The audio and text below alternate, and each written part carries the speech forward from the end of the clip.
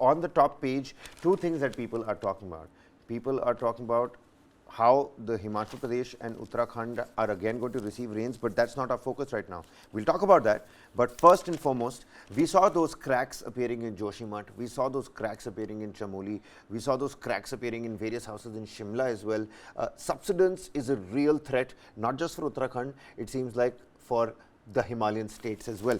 Supreme Court is going to form a panel to evaluate the hill towns' carrying capacity. And it's important and it's great that we're trying to save the Queen. We're trying to save our hill stations. It says here, Shimla faces a catastrophe. Only decongestion and a full ban on construction can buy it time, say experts. Will the state government pay heed? Shimla, aaj chutti mili, kal Shimla. Next vacation, where are you going? We're going to Shimla, we're going to Mussoorie. All these hill stations across Himachal Pradesh and Uttarakhand, or the Dham Yatras, the pilgrimages, it's actually taking a toll on the land over there. Commercialization comes with it. Exactly. So comes hotels, resorts. And then comes the population also. So you have the increase in the population of these towns. So what is the carrying capacity that the court is talking about? The carrying capacity is the maximum population size that a region can sustain without degrading the ecosystem. So probably we might be looking at population restrictions coming in when it comes to... complete ban on constructions. So this is how the Times of India puts it. And I really like the headline over here because it's a question. It's a question. And these are visuals that we're seeing of the recent rains, the deluges, the landslides, the floods across Uttarakhand. This is what the Times of India is asking. Who will save the Queen? So, who will save the Queen? This monsoon showed how close Shimla is to a catastrophe. Experts say only a complete ban on all construction and decongestion can buy time, but Himachal government solution is to build taller buildings rather than a lot of them spread across a huge land area. The Queen of Hills, as once quaint and pretty Shimla was known, was built for 25,000 people only. It now houses 2.5 lakh and does so in brazen defiance of geology. Where is 25,000 and where is 2.5 lakhs? Simple question. My goodness. Simple question. Where is 25 lakhs and where is 25,000?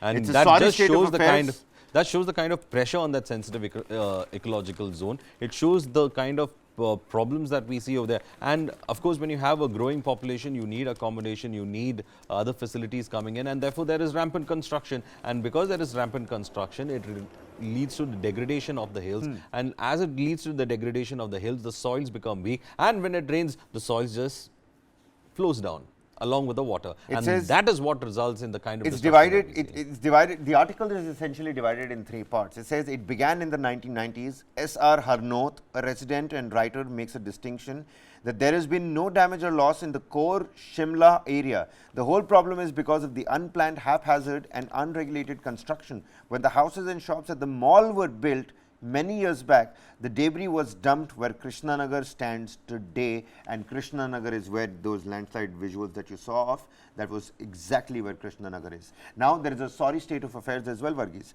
Here's a short account of how Himachal governments treated Shimla.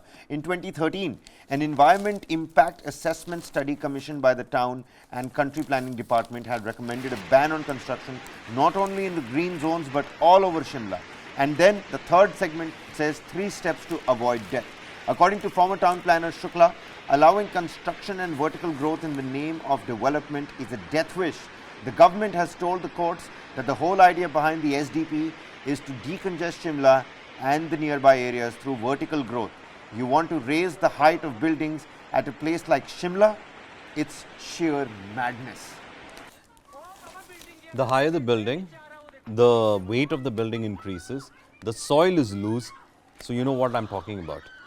And once the soil is loose and it is, you have water also involved in it, it just flows and your building also flows along with it.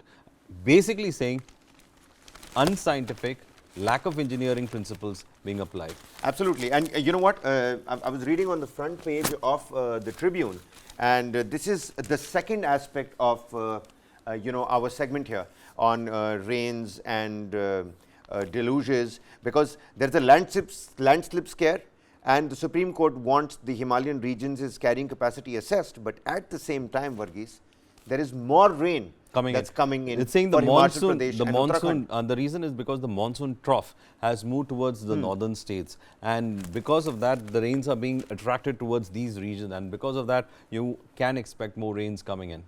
The NH5 has sunk by several feet at Sanwara near Dharampur. Expert panel to study 13 states and union territories. The carrying capacity is the maximum population size. So, all right. So, this is a great, good on the Tribune's part. They've told us exactly what the carrying capacity is. So, when you're talking about what is the carrying capacity of Shimla, which is 25,000 people and 2.5 lakh people are living there, and God knows how many are coming in and out, and you don't want to, you want to create even taller buildings. Now, these are residents, 2.5. These are residents. I'm not Workers, sure about non-residents. non-residents, tourists, when they keep coming in. The panel will assess the carrying capacity and master plans of the Himalayan region across 13 states. The carrying capacity is the maximum population size that a region can sustain without degrading the ecosystem. But more rain that's coming in for Uttarakhand and Himachal, there's more alert. I can only imagine what the chief ministers of both these states must be going through right now, because the amount of devastation on the plus side of tens of thousands of crores. 10,000 crores alone in, on one side in Himachal is the last assessment we had. 1.5 months ago, same region, again rains. This is the third spell of rain. And then you're going to have a third spell of rain. So it's like this monsoon has been really traumatic for the people of these two hilly states. Well, what's going to happen next for these, hilly states is something that we'll have to wait and find out. But for all those who are now looking to venture out for their weekend getaways, don't venture out to the hills. For all those living in the hills, tracking our news service over here, do keep a check on the IMD. It is putting out, latest Met developments and weather developments vis-a-vis Uttarakhand and Himachal Pradesh. There's another spell of monsoon that's coming in for the hilly state.